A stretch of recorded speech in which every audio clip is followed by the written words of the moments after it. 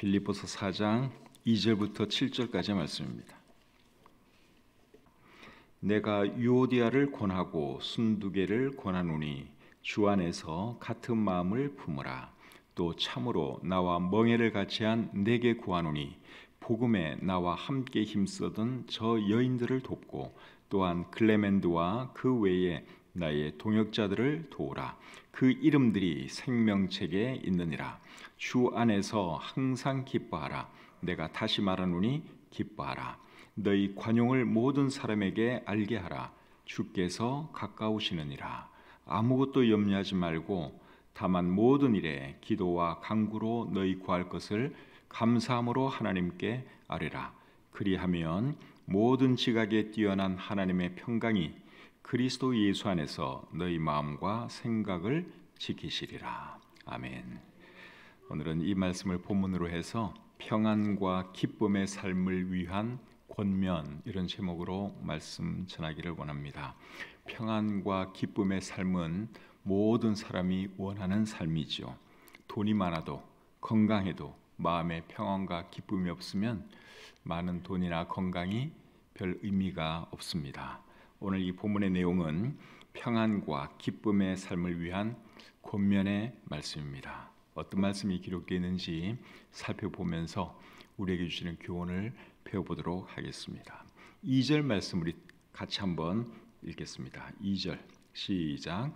내가 유오디아를 권하고 순두개를 권하노니 주 안에서 같은 마음을 품으라. 바울이 유오디아와 순두개라고 하는 사람에게 주 안에서 같은 마음을 품으라, 그렇게 권면을 하고 있죠. 이렇게 권면한 것을 보면 두 사람이 같은 마음을 품지 못했기 때문에 이렇게 권면을 한 것이죠. 같은 마음을 품지 못했다는 말은 서로 사이가 안 좋았다, 그 말입니다. 두 사람이 어떤 문제로 다툰 것 같습니다. 그래서 바울이 주 안에서 같은 마음을 품으라, 그렇게 말을 하고 있는 것이죠. 이 말은 다시 말하면 주 안에서 서로 이해하고 화해하라, 그 말입니다. 이런 말은 사실 개인적으로 해주는 것이 더 좋을 것 같은데 바울이 개인적으로 안 하고 그냥 공개적으로 이런 말을 한 이유가 뭘까요? 두 사람 사이가 별로 안 좋은 것을 온 교회가 알고 있었기 때문이라고 생각이 됩니다. 그리고 다른 사람들에게도 교훈해 주기 위해서 이제 공개적으로 이런 말을 하는 것이죠. 한 교회 안에서 두 성도가 사이가 안 좋으면 얼마나 불편하겠습니까? 두 사람도 불편하지만 또 그것을 지켜보는 다른 성도도 굉장히 불편하지요. 그렇기 때문에 교회 안에서는 서로 사이가 안 좋아지는 일이 없도록 우리가 조심을 해야 합니다.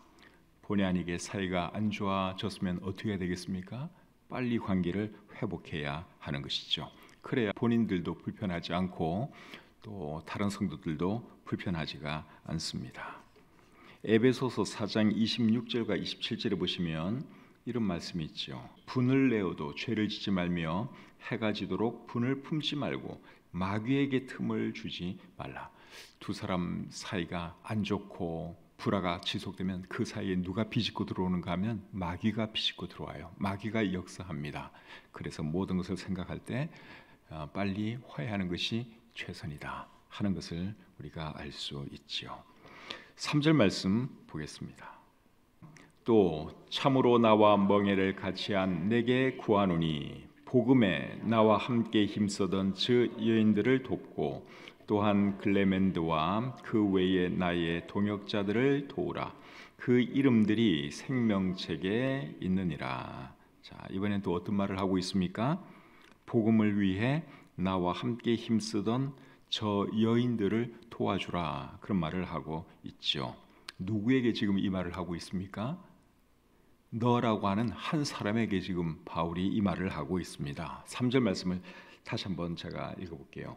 또 참으로 나와 멍에를 같이 한 내게 구하노니, 너에게 구하노니, 너라고 하는 어떤 사람에게 지금 이 3절 말씀을 하고 있는 것이죠. 여기서 이 너는 누굴까요? 원래 빌립보서의 수신자는 누구죠? 빌립보서 1장 1절에 나와 있는 것처럼 빌립보 교회 성도와 감독들과 집사들이잖아요. 그런데 여기에 너라고 하는 이 사람이 누군지 우리는 사실 알 수가 없습니다. 제 생각에는 빌립보서의 대표 수신자라고 생각이 들어요. 대표 수신자가 누군지는 몰라요. 그런데 바울은 이 사람을 잘 알고 있고, 그리고 빌립보 교회 성도들도 다 알고 있는 것이죠. 그래서 이제 그냥 너라고 말을 하면서 복음에 나와 함께 힘쓰던 저 여인들을 도와라, 그런 말씀을 하고 있는 것이죠. 이 사람에 대해서 바울은 나와 멍에를 같이 한 너, 그렇게 표현을 했어요. 이렇게 말한 것을 보면 바울은 이 사람을 지금 잘 알고 있는 거죠. 바울의 동역자입니다. 누군지는 몰라요. 우리는 몰라요, 이 사람의 이름이 뭔지. 그런데 바울은 이 사람의 이름도 물론 당연히 알고 있고, 또 빌립보 교회 모든 성도들도 이 사람이 누군지 잘 알고 있죠. 그래서 이 대표 수신자에게 하는 말이 복음에 나와 함께 힘쓰던 저 여인들을 도와줘라, 그렇게 말을 하고 있는 것이죠. 저 여인들이 누굴까요? 저 여인들을 도와주라 그랬는데, 저 여인들은 2절에서 말씀한 유오디아와 순두개를 말하는 것입니다. 유오디아와 순두개에 대해서 바울은 복음을 위해 나와 함께 힘쓰던 여인들이다, 그렇게 말을 하고 있습니다. 그러니까 이 두 자매가, 두 여자분이 굉장히 믿음이 좋은 분들이에요. 그리고 바울도 참 많이 도와주었고, 바울과 함께 열심히 복음 사역에 힘썼던 그런 사람들이죠. 그렇게 열심히 일을 할 때는 아마 두 사람의 사이가 굉장히 좋았을 겁니다. 호흡이 잘 맞았을 겁니다. 그런데 어떤 일로 이제 불화하게 된 것이죠. 그런데 이 대표 수신자에게 바울이 뭐라고 말하는가 하면, 복음에 나와 함께 힘쓰던 저 여인들을 도와주라, 그렇게 말을 하고 있는 겁니다. 그런데 이 3절 말씀을 다른 번역본들로 읽어보면 개역 개정판 내용하고 조금 다릅니다. 개역 개정판 성경에서는 이 대표 수신자에게 누구를 도와주라 그랬습니까? 저 여인들, 다시 말하면 유오디아와 순두개를 돕고, 또한 글레멘드와 그 외에 나의 동역자들을 도와주라, 그렇게 말을 하고 있죠.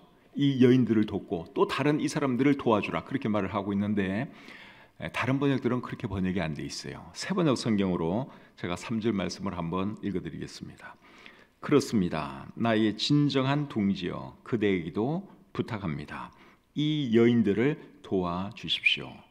이 여인들은 클레멘드와 그 밖에 나의 동역자들과 더불어 복음을 전하는 일에 나와 함께 애쓴 사람들입니다. 그들의 이름은 생명책에 기록되어 있습니다. 새번역 성경하고 개역 개정판 성경하고 번역의 차이를 여러분들이 발견하셨는지 모르겠어요. 개역 개정판에서는 이 여인들을 돕고 또한 글레멘드와 그 외에 나의 동역자들을 도우라, 그렇게 말을 하고 있어요. 그런데 새번역 성경에서는 이 여인들을 도와주어라, 그게 핵심이에요. 제가 새번역 성경으로 다시 한번 중간을 한번 읽어드리겠습니다. 이 여인들을 도와주십시오, 이게 핵심이에요. 그 다음 말을 잘 들어보세요. 이 여인들은 글레멘드와 그 밖에 나의 동역자들과 더불어 복음을 전하는 일에 나와 함께 애쓴 사람들입니다. 그러니까 이 여인들을 도와주라, 그것이 핵심이고, 이 여인들이 어떤 일을 했는지 그 다음에 이렇게 쭉 말을 하고 있습니다. 그래서 개역 개정판하고 이제 새번역 성경의 번역이 다른데, 다른 모든 성경도 다 새번역 성경처럼 번역을 하고 있습니다. 그래서 제 생각에는 개역 개정판 성경의 번역이 잘못됐고, 다른 모든 성경의 번역이 맞는 거라고 생각을 합니다. 그러니까 3절 말씀의 핵심은 결국 뭐예요? 너는 유오디아와 순두개를 도와주라, 그것이 3절 말씀의 핵심이에요. 어떤 면에서 도와주라 했을까요? 두 사람이 같은 마음을 품을 수 있도록 도와주라, 그 말이에요. 다시 말하면 두 사람이 관계를 회복할 수 있도록 도와주라, 그 말입니다. 도와줘야 하는 이유가 뭡니까? 그들의 이름이 생명책에 기록되어 있기 때문에 도와주라, 그렇게 말씀을 하고 있습니다. 천국에서 영원히 함께 살 사람들끼리 사이가 안 좋은 상태로 지내는 것은, 이거는 별로 좋은 게 아니잖아요. 우리가 이 땅에서도 주 안에 형제자매로 살아가는 뿐 아니라 천국에서도 우리가 영원히 함께 살 사람들인데, 서로 불화하고 얼굴 붉히고 좋지 못한 관계를 유지한다고 하는 것은 누가 봐도 별로 좋은 것이 아니죠. 그래서 사도 바울이 대표 수신자 너에게 그 여자들을 좀 도와줘라. 두 여자가 화해할 수 있도록 좀 도와줘라. 그렇게 말을 하고 있는 것이죠. 여러분 주위에도 혹시 이런 분이 있으면 도와주시기를 바랍니다. 서로 화해할 수 있도록, 다시 관계가 좋아질 수 있도록 여러분 도와주시기를 바랍니다. 그것이 저와 여러분들이 해야 할 일이죠. 그래서 하나님의 사람들은 항상 피스메이커가 돼야 됩니다. 다른 사람들 관계에 있어서 좋은 역할을 해주면서 다시 관계가 가까워지도록 그런 역할을 해야 하는 것이죠. 양쪽을 왔다 갔다 하면서 오히려 사이가 더 멀어지게 하면 그건 절대로 안 되는 거예요. 4절 말씀 우리 같이 읽겠습니다. 4절 주 안에서 항상 기뻐하라. 내가 다시 말하노니 기뻐하라. 자, 이번에는 항상 기뻐하라 하는 말씀을 하고 있죠. 항상 기뻐하라 하는 이 말의 의미가 뭘까요? 항상 싱글벙글 거리면서 살라 그런 말일까요? 그런 말은 아니에요. 살다 보면 힘든 일도 있고 슬픈 일도 있고 그래요. 슬픈 일 당하면 웃을 수가 없죠. 싱글벙글 거릴 수가 없어요. 초상이 났을 때는 우는 게 맞아요. 그래서 항상 기뻐하라 하는 이 말은 항상 싱글벙글 거리며 살아라 그 뜻이 아니라 항상 긍정적으로 생각하라 그 말입니다. 슬픈 일이 있어도 울 일이 있어도 여러분 긍정적으로 생각하는 건 가능하잖아요. 그렇죠? 당장에는 슬퍼요. 그래서 눈물이 나요. 막 울어요. 그런데 그러면서도 우리가 긍정적으로 얼마든지 생각하는 것이 가능합니다. 바울은 로마 감옥에서 빌립보서를 기록했죠. 감옥에 있는 사람이 항상 싱글벙글 거릴 수는 없어요. 얼마나 괴롭겠습니까? 눈에서 눈물이 날 수도 있어요. 그렇지만 감옥에 있어도 긍정적으로 생각하는 것은 가능합니까? 가능하지 않습니까? 가능하죠. 내가 생각이 나름이니까 감옥에 앉아있어 설령 내 몸이 괴로워도 긍정적으로 생각할 수 있습니다. 그렇게 하라는 거예요. 그 말이 항상 기뻐하라 하는 이 말씀의 의미입니다. 항상 우리가 긍정적으로 생각할 수 있는 이유가 뭘까요? 그 이유는 우리에게 주님이 계시기 때문에 그렇죠. 항상 기뻐하라 하는 말 앞에 어떤 말이 있습니까? 4절 말씀 다시 한번 보겠습니다. 주 안에서 항상 기뻐하라. 내가 다시 말하노니 기뻐하라. 항상 기뻐하라 하는 말 앞에 어떤 말이 있어요? 주 안에서. 주 안에서. 주 안에서 기뻐하라 하는 말은 주님을 바라보면서 기뻐하라 그 말이죠. 주님을 바라보면서 긍정적으로 생각하라 그 말입니다. 상황을 바라보면 긍정적으로 생각하기 어려울 수도 있어요. 그런데 주님 바라보면 얼마든지 긍정적으로 생각할 수 있습니다. 왜 그런가 하면 주님은 우리를 도와주시는 분이기 때문에 그렇죠. 우리와 함께 하시는 분이기 때문에 그렇습니다. 모든 것을 합력하여 선을 이루시는 분이기 때문에 그렇습니다. 그래서 우리는 항상 기뻐할 수 있습니다. 기뻐할 수 있어요. 초상을 당해도 갑자기 내 사랑하는 사람을 잃어도 우리는 기뻐할 수 있어요. 긍정적으로 생각할 수 있다 그 말이죠. 그렇게 살아가시는 저와 여러분이 되시기를 바랍니다. 5절 말씀 보겠습니다. 5절 시작. 너희 관용을 모든 사람에게 알게 하라. 주께서 가까우시느니라. 너희 관용을 모든 사람에게 알게 하라 그랬는데 관용이 뭐죠? 관용은 너그러운 마음, 참아주는 마음, 용서하는 마음을 말하죠. 너희 관용을 모든 사람에게 알게 하라 하는 말은 속으로만 관용하지 말고 다른 사람이 알 수 있도록 관용하라 그 말입니다. 마지못해 관용하지 말고 적극적으로 관용하라 그 말입니다. 그렇게 하라고 한 이유가 뭐예요? 주께서 가깝기 때문에 관용하라 그렇게 말씀하고 있지요. 5절 말씀 제가 다시 한번 읽어보겠습니다. 너희 관용을 모든 사람에게 알게 하라. 주께서 가까우시니라. 주께서 가까우시니라. 주께서 가깝다 하는 말의 의미는 뭐겠습니까? 주님 만날 날이 가깝다 그 말이죠. 구원받은 사람은 두 가지 중 하나의 방법으로 주님을 만나게 됩니다. 예수님께서 공중으로 재림하실 때 휴거되어 만나든지 아니면 우리가 죽음을 통해서 만나게 되든지 둘 중에 한 가지 방법으로 우리 주님을 다 만나게 됩니다. 어떤 방법으로 주님을 만나게 될지 우리가 알 수 없지만 그날이 가까운 것은 확실합니다. 멀지 않았어요. 우리가 주님 만날 날 멀지 않았어요. 어떤 분들은 10년 뒤에 만날 수도 있고요. 어떤 분들은 20년 뒤에, 또 어떤 분들은 더 빨리 만날 수도 있어요. 우리가 죽는 그 순간 우리는 주님을 만나게 됩니다. 물론 예수님께서 공중으로 재림하셔도 우리가 주님을 만나지만 우리가 세상을 떠나면 바로 주님 만나는 것이죠. 그래서 주님 만날 날이 결코 멀지 않다 하는 것입니다. 그러기 때문에 어떻게 하라는 거예요? 관용하라는 거예요. 너희 관용을 모든 사람에게 알게 하라. 주께서 가까우시니라. 누군가를 미워하면서 죽을 수는 없잖아요. 죽어서 주님을 만나게 된다면 계속 우리가 누군가를 미워하면서 죽을 수는 없죠. 설령 누군가를 계속 미워했다 할지라도 이제 마지막 죽는 순간에는, 죽기 전에는 그 문제 깨끗하게 정리하고 용서하고 주님 품에 안기는 것이 이게 맞죠. 그래서 우리가 관용을 나타내야 한다 하는 것입니다. 에베소서 4장 32절에 이런 말씀이 있습니다. 서로 친절하게 하며 불쌍히 여기며 서로 용서하기를 하나님이 그리스도 안에서 너희를 용서하심과 같이 하라. 하나님께서 우리를 용서해 주신 그 사랑을 생각하면 여러분 얼마나 감사해요. 그래서 우리도 다른 사람을 용서해야 하는 것이고 다른 사람에게 관용해야 하는 것이죠. 베드로가 예수님에게 이런 질문을 했습니다. 주님, 형제가 내게 죄를 범했으면 몇 번이나 용서해 주면 될까요? 7번 정도 용서해 주면 될까요? 예수님에게 그 질문을 했을 때 예수님이 뭐라 그랬습니까?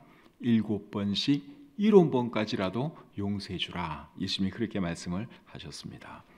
여러분은 여러분에게 잘못한 형제를 몇 번까지 용서해 보셨어요? 한두 번 아니면 두세 번 용서해 보셨습니까? 그것도 쉽진 않아요. 나에게 못되게 한 사람을 내가 한두 번 용서하는 거, 두세 번 용서하는 거, 그거 정말 어려워요. 근데 베드로는 그래도 우리보다는 나은 사람 같습니다. 7번 정도 용서해 주면 될까요? 근데 예수님은 뭐라 그랬어요?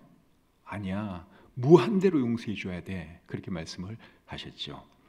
우리 주님께서는 우리를 여러분 몇 번이나 용서해 주셨을까요? 우리도 주님의 하나님께 참 죄를 많이 짓고 살아가는 사람들인데 우리 주님은 우리를 몇 번까지 용서해 주셨습니까? 무한대로 용서해 주고 계시잖아요. 무한대로. 얼마나 많은 똑같은 죄를 우리가 얼마나 많이 짓고 있어요. 그런데도 하나님께서 우리를 다 용서해 주고 계시니 너무너무 감사하죠. 그와 같이 우리도 다른 형제를 그렇게 용서해야 한다 하는 것입니다. 그래서 주님 앞에 설 날이 내가 멀지 않았다 하는 것 생각하면서 관용을 베풀어야 할 사람이 있다면 여러분 너그러운 마음으로 관용을 베푸시기를 바랍니다. 그렇게 할 때 하나님께서 여러분 축복해 주시고 여러분 마음속에 평안이 있습니다. 6절 말씀 보겠습니다. 6절. 자, 같이 읽겠습니다. 시작. 아무것도 염려하지 말고 다만 모든 일에 기도와 간구로 너희 구할 것을 감사함으로 하나님께 아뢰라. 이 말씀은 많은 그리스도인들이 정말 좋아하는 말씀이에요. 연말이 되면 사람들이 어떤 말씀을 온라인으로 많이 검색했는지 조사한 그 결과를 발표합니다. 온라인 성경이 이렇게 들어가면 성경 구절 검색하는 거 있잖아요. 어떤 말씀이 어디 있지? 해서 낱말을 넣으면 이렇게 또 말씀이 나오고 하는 그런 그게 있는데 이제 그렇게 해서 통계를 내보면 사람들이 한 해 동안 제일 많이 찾는 말씀이 뭔가 하면 이 말씀이에요. 매년 그래요. 매년마다 어떤 사람들이 크리스찬들이 어떤 성경 구절을 제일 많이 찾았나 조사해 보면 빌립보서 4장 6절이에요. 자, 다시 한번 우리 같이 읽어보겠습니다. 시작. 아무것도 염려하지 말고 다만 모든 일에 기도와 간구로 너희 구할 것을 감사함으로 하나님께 아뢰라. 이 말씀이 크리스찬들이 제일 사랑하고 또 즐겨 찾는 그러한 말씀이에요. 살다 보면 염려할 일도 있고 걱정할 일도 많이 있지만 그래도 우리 하나님의 사람들은 염려할 것이 아니라 뭘 해야 하는 겁니까? 기도를 해야 하죠. 그걸 지금 이 말씀이 우리에게 말씀해 주고 있습니다. 염려한다고 해서 문제가 해결되면 염려해서 문제가 해결되면 우리가 염려 많이 해야 돼요. 근데 염려한다고 해서 문제 해결되는 거 전혀 없거든요. 전혀 도움이 안 돼요. 그래서 염려할 시간에 뭘 해야 되느냐? 기도를 해야 하는 것이죠. 기도할 때는 이제 감사함으로 하라, 또 그렇게 말씀을 하고 있죠. 아무것도 염려하지 말고 다만 모든 일에 기도와 간구로 너희 구할 것을 감사함으로 하나님께 아뢰라, 그렇게 말씀을 하고 있는데, 기도할 때는 감사함으로 해야 하는 이유가 뭐겠습니까? 두 가지 이유 때문에 그래요. 첫째는 지금까지 별일 없이 살게 해주신 것이 감사하기 때문에 우리는 감사하면서 기도해야 하는 것이죠. 별일 없이 살 때는 별일 없이 사는 것이 그냥 당연한 일로 생각을 해요. 근데 어떤 염려거리, 어떤 문제가 딱 생기면 지금까지 내가 잘 지내온 것이 하나님의 은혜였구나, 그걸 새롭게 깨닫게 되죠. 그래서 기도할 거리가 생기면, 염려거리가 생기면 제일 먼저 우리는 하나님께 감사부터 해야 돼요. 하나님, 내가 지금까지 하나님의 은혜로 잘 지내왔습니다. 너무너무 감사합니다. 그런데 저에게 이런 염려거리가 생겼습니다. 그러면서 하나님께 기도하라, 그 말이에요. 두 번째로는 왜 우리가 감사함으로 기도해야 할까요? 기도하면 하나님께서 들어주실 것이기 때문에 그렇죠. 요한복음 16장 24절에서 예수님이 이렇게 말씀을 하셨습니다. 지금까지는 너희가 내 이름으로 아무것도 구하지 아니하였으나 구하라, 그리하면 받으리니 너희 기쁨이 충만하리라. 하나님께 구하면 하나님께서 들어주시겠다고 말씀을 하고 있습니다. 이런 하나님이 우리에게 계신 것을 생각하면 여러분 얼마나 감사해요. 그렇기 때문에 염려할 일이 생기면 기도하면 들어주실 하나님을 생각하면서 먼저 감사하는 것이 맞습니다. 그래서 여러분, 염려할 일이 생기면 그냥 염려하지 마시고 하나님께 기도를 하세요. 그런데 어떤 마음으로 기도를 해야 합니까? 감사하는 마음으로. 지금까지 잘 지내온 거 얼마나 감사해요.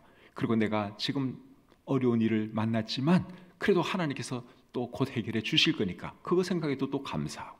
그래서 우리는 기도할 때 감사함으로 기도해야 한다 하는 거 여러분 꼭 기억하시기를 바랍니다. 7절 말씀 보겠습니다. 7절.